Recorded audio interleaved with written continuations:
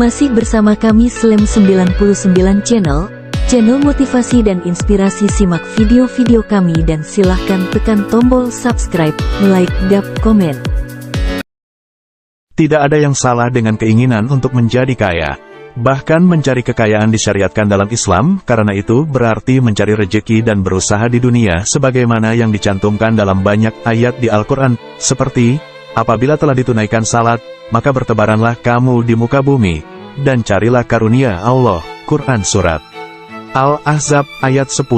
Di ayat lain, Quran Surat Al-Mulk ayat 10 juga disebutkan, Dialah yang menjadikan bumi itu mudah bagi kamu, maka berjalanlah di segala penjurunya dan makanlah sebagian dari rezekinya.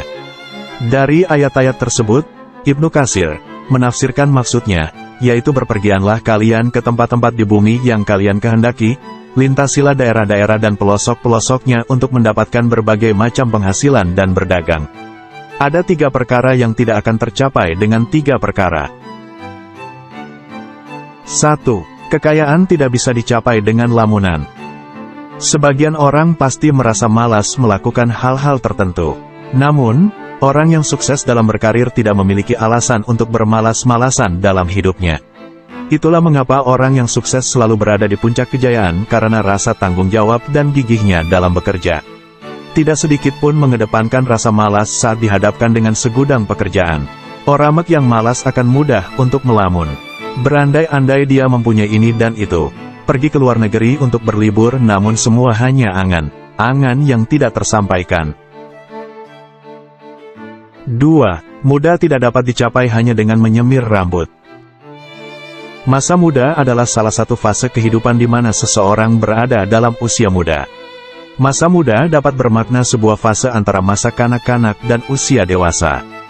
Definisinya berdasarkan bentangan usia dapat bervariasi karena akhir dari masa muda dapat didefinisikan melalui perubahan penampakan fisik seseorang maupun perubahan tanggung jawabnya, misal mulai mendapatkan pekerjaan, atau ketika mulai menjajaki aktivitas seksual. Masa muda adalah pengalaman yang dapat membentuk tingkat ketergantungan individu, yang dapat dilihat dengan berbagai cara menurut perspektif budaya yang berbeda. Pengalaman pribadi seorang pemuda amat ditentukan dari norma atau tradisi budaya setiap individu, sedangkan tingkat ketergantungan seorang pemuda berarti sejauh mana mereka masih mengandalkan keluarga mereka secara emosional maupun finansial. Ada beberapa orang yang ingin kembali masa mudanya dengan menyemir rambutnya. Mereka beranggapan bahwa dengan menyemir rambut ia kembali ke masa mudanya. Hal itu tidak mungkin karena melanggar sunatullah. 3. Sehat tidak bisa dicapai dengan obat-obatan. Definisi sehat menurut World Health Organization, WHO, merumuskan dalam cakupan yang sangat luas, yaitu, keadaan yang sempurna baik fisik, mental maupun sosial, tidak hanya terbebas dari penyakit atau kelemahan, cacat. Dari gambaran di atas dapat disimpulkan bahwa sehat menurut WHO mengandung pengertian kondisi kesehatan ideal, baik dari segi biologis, psikologis, dan sosial. Hal ini juga tentunya akan membuat seseorang dapat melakukan aktivitas secara maksimal dan optimal.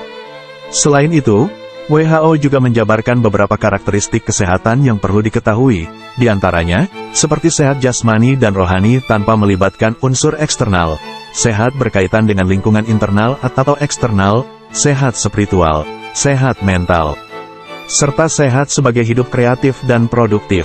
Sedangkan definisi sehat menurut Islam, secara filosofis, makna kesehatan menurut ajaran Islam adalah kebersihan dalam diri manusia meliputi sehat jasmani dan rohani atau disebut dengan sehat lahir dan batin. Kesehatan merupakan suatu nikmat dari Allah yang sangat berharga yang tiada taraf nilainya dan tiada seorang pun menginginkan dirinya dalam keadaan sakit, menderita penyakit. Berbagai cara dilakukan oleh manusia untuk bisa menjaga kesehatannya mulai dari cara tradisional sampai dengan cara yang paling modern pada saat sekarang ini. Apapun dilakukan seseorang untuk sehat, berobat ke rumah sakit modern, minum obatan yang super mahal dan mencari dokter ahli. Namun kesemuanya tidak dapat tercapai karena sehat datangnya dari Allah. Jika Allah berkehendak maka sakit kronis pun akan sembuh. Islam mengajarkan untuk kesehatan dengan sikap sabar dan syukur. Dengan kedua sikap itu seseorang akan terjaga dari sakit akibat terlalu banyak memikirkan urusan dunia. Dia akan selalu bahagia dan bahagia ini yang mengantarkan kepada kesehatan hakiki.